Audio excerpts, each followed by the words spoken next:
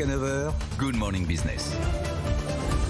Il est 7h44 et nous sommes avec Hervé Agafard, le cofondateur et directeur général de MaaT Pharma qui entre en bourse. Ce sera le 2 novembre prochain. On sera à vos côtés, ne vous inquiétez pas. Hervé Agafard, et évidemment, on veut saluer avec vous cette préscience quelque part, l'importance du microbiote, du microbiote intestinal. Ça fait longtemps qu'on en parle, plusieurs années. Bon, certains d'entre nous prennent des compléments pour le renforcer, mais vous allez plus loin parce que vous nous dites que ce microbiote, c'est aussi bientôt une manière de guérir nos maladies. Expliquez-nous. Effectivement, donc le microbiote intestinal est constitué, il fait environ 1 kg, il est constitué de 600 000 gènes au total, donc c'est très très important. Il y a également chez chaque individu à peu près 250 espèces bactériennes, donc là on parle du microbiote intestinal.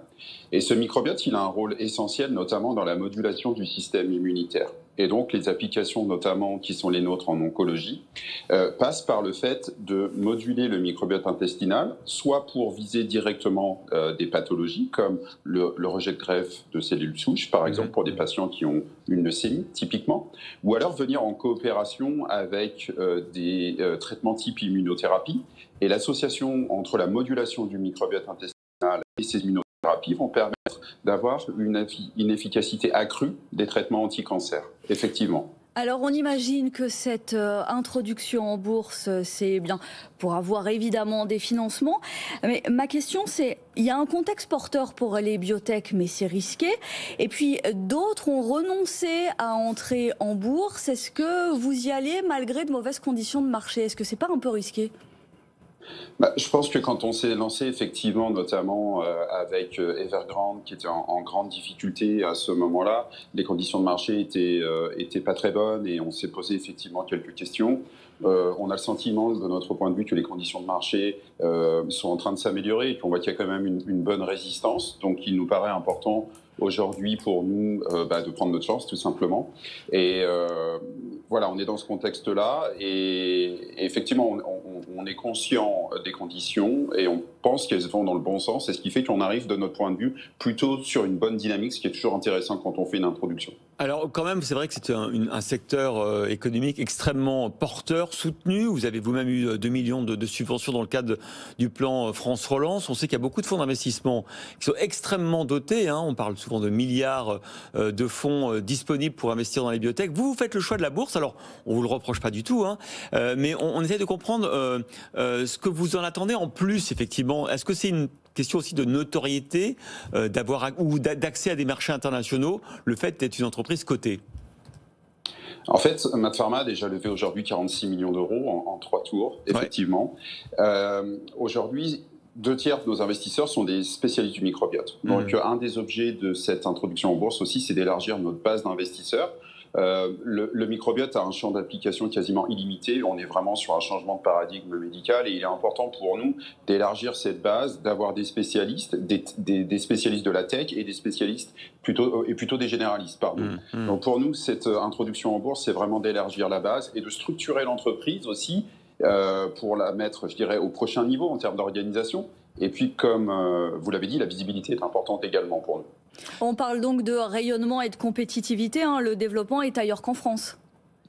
Le développement est principalement européen, je dirais depuis toujours. On a créé la société en 2014, on a commencé nos essais cliniques en 2016, on a tout de suite été européen. Maintenant, on va aussi s'étendre au niveau international avec la zone américaine en priorité. Et puis, on discute aussi d'une extension sur le continent asiatique. Combien de salariés aujourd'hui dans MaaT Pharma et quel est l'objectif à moyen terme ? En fait, aujourd'hui, on est une société relativement contemporaine, donc le nombre de salariés il est important. Néanmoins, c'est pas ce qui est, je pense, le plus important. On est 37 collaborateurs, pour répondre à votre question. Néanmoins, l'écosystème MaaT Pharma, c'est 120 personnes qui travaillent sur le projet presque en permanence, je dirais.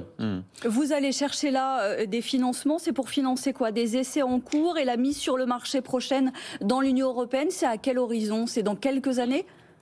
En fait, 2/3 des fonds levés, nous cherchons 35 millions d'euros. L'argent levé va servir à 2/3 pour les essais sur l'homme, pour les essais cliniques.